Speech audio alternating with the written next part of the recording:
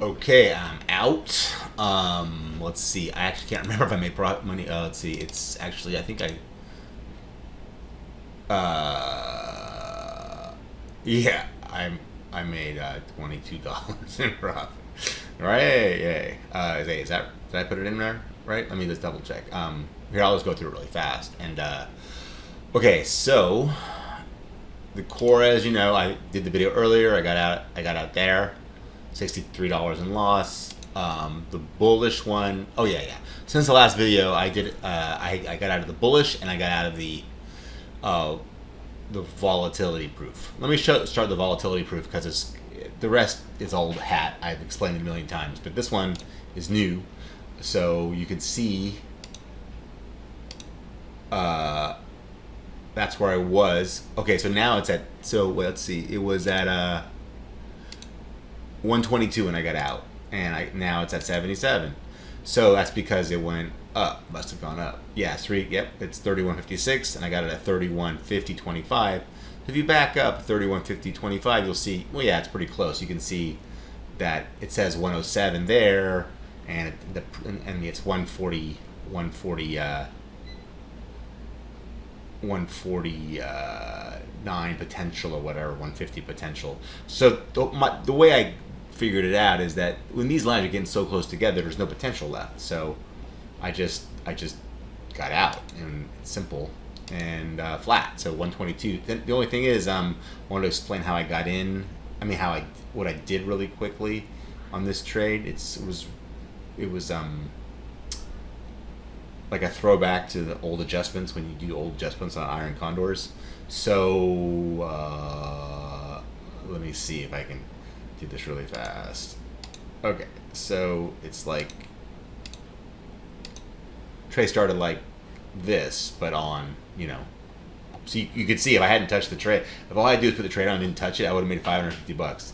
You know what I mean? But you don't know it's gonna stay in the middle, so you got to be careful. But this is the whole idea of this trade.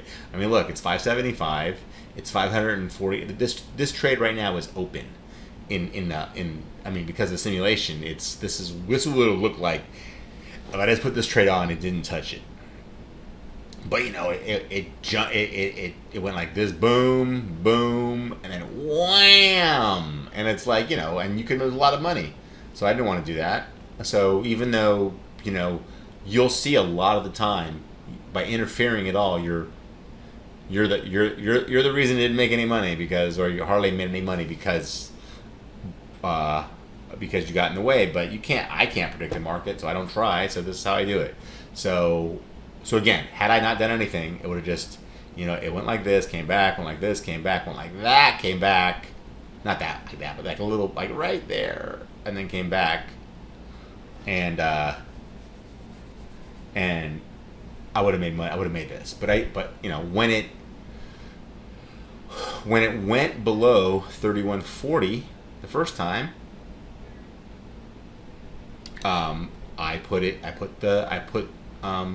I shorted it too, and if it had kept going, I would have gotten out. Now this was like whatever days ago. So, but anyway, so when it went over here, I would have gotten out, but it came back, and so I took $100 off the top. This was 575. Now it's 475. Then it did it again, went down. And it came back, and then it went one more time, and then instead of, at that point, I was like, well, I'm not going to get out if it comes back because the delta was really flat. Oh, sorry, that's not how. Sorry, when it went really far down, whenever that was, I said, well, I don't need this. This doesn't do me any good if the market runs up, and my maximum potential to trade is below the line. So I pulled this in, just moved everything up, like whatever that is, 31.70. I moved it up 45 points, I guess. I moved it all up, so you can see 31.70. Yeah, I moved it up. So I just got rid of these calls that were so far up at that point and got into new ones. And I took in 250 more credit. So had that worked, it was down here, you know, and I put more potential back on the trade. And then at that point, I was looking to get out with a decent profit. Then, of course, it goes back the other way. And so when it went back the other way, I just reversed it. I just got back out of this trade, and I took a loss on it, and I put it back to this. And then when I was in the trade, I told myself that there was no real reason anymore to. So all these whipsaws happened, and because of the whipsaws, it brought this down. Like, you can look here and see, had I not done this last whipsaw, it's the same exact thing, except you just make more money. You know what I mean? So it's like, the whole idea of this is that you just keep getting, take it off, same exact trade, same exact dynamics. I just would have made another $100 or whatever. So, but that's not what happened. I had to get into all these whipsaws, and by the time all this happened, I was in one more position, but the delta was when I got in this morning, it was pretty flat. Started running up against me, and I just said, well, you know, when these two lines get really close together and there's no more hardly any potential, just get out. That's what happened around 31.50, and it was like, at that point, it was like $122. I just got out, and these are, again, market fills. So anyway, that's how that works. The volatility is nice, so you don't have to worry about it. It's solid, and that was a pretty big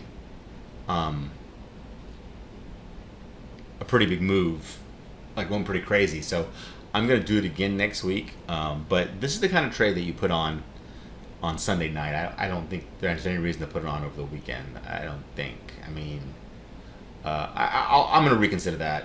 I'm going to consider that before I do the next trade, because the next video is going to be putting the trades on. But this computer's been on for like a month, so I need to like reboot it and update Windows and then redo these. So before I do that, I just wanted to, because these are all going to go away, so I wanted to do that now. So anyway, so that was that, and then the bullish one, you know, I lost, of course, because I don't know if I would have lost. Like, take off these, take off that, and take off this. It was going up, but it was one of these crazy weeks. You want to get out, and okay, so I'm at 46. I got out at 37. You know, there was a point at 31.50. Look, I got out at 31.49.50. So had I gotten out at 31.49.50 around here, you see I'd be at negative 25 rather than negative 37, and still on chance to make some profit. So, you know, I could have hung out, but it's too risky. The whole idea is this trade supposed to be easy. So when you have the opportunity to take a small loss, get out, and you know, for the whole week you're just net, you know, you didn't lose anything. I think I made $22. So it was a really tough week, and that's what you do in a tough week. And so many weeks are going to be easy. So that's the idea of this trade, of these kinds of trades. That all being said, I'm thinking of maybe only doing one of them. But for the time being, I'm going to do them all just the way I've been doing them, and let the performance prove it out. Like, how hard is it? How, you know, all the pros and cons of the trades. So just to review really fast, the core lost $62, the bullish lost 37, the bearish lost 59, and you know, it's just curious. I mean, I took it, and that's what I'm gonna end up doing. I did the right thing, but if that was on and that wasn't on, see, I was down 177. See, because in the middle of that zone. So anyway, so that's why. So I'm kind of liking this trade, because you're gonna be either you're gonna make money, it was never gonna be close, or it's gonna run up really hard, and you just get out with a minor profit or minor loss. I think that's how this trade's gonna work every week. So I'm so far I'm thinking if I do one only, it's gonna be this, but we'll see. The iron diagonal made $87, and I made another $15 today. You know, the on an earlier one, which is kind of stupid, but okay. And then this, I made 122. So all told on this, I lost on these, and and I made on these, so I made 22 bucks. I would have I'm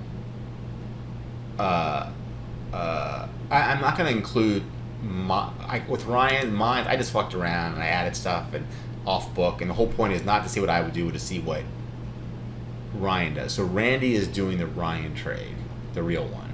So I'm gonna take his. So he's down 32 bucks right now, and he's out. I haven't heard from him. Randy. So I'm just waiting to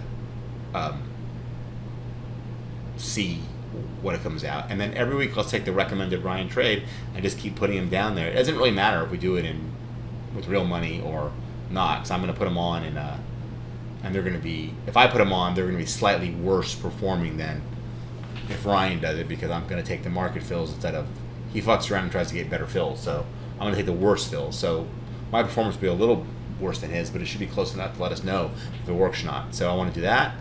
And then finally, I've got other trades I'm going to put on. My put spread, my flat delta, and my TR, and I'm going to get into those in the next couple of weeks, or maybe this week, whatever. Put them on and show how they work. These are my trades. These are completely my trades, not influenced by Ryan. None of these are really 100. Well, I guess this trade is mine and the irons are mine, but the core bull and bear and Ryan, it's all very similar. I just hedge his with the MES rather than. But these are influenced by Ryan, and the big difference is that these are intended.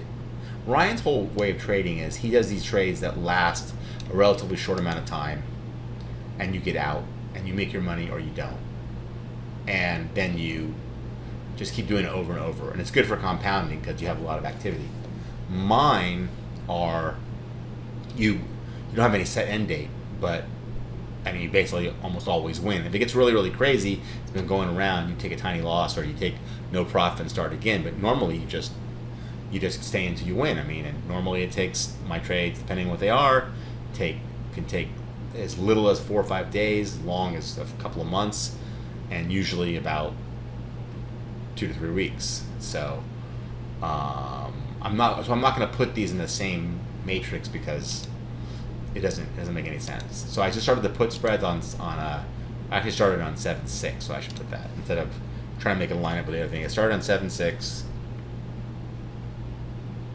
and this, I have no other trades in here yet. So so this is a start date.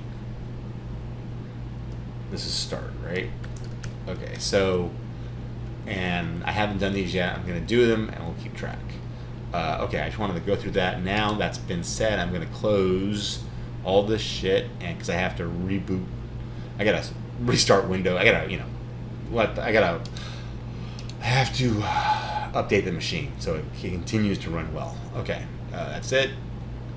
After I do that, I'll come back. It's only 12 o'clock. I'll come back and put my trades on for over the weekend, which I'm gonna do core, the bull, the bear, maybe the iron, and definitely the iron with how I was doing it, and possibly the volatility proof one. Okay, that's it.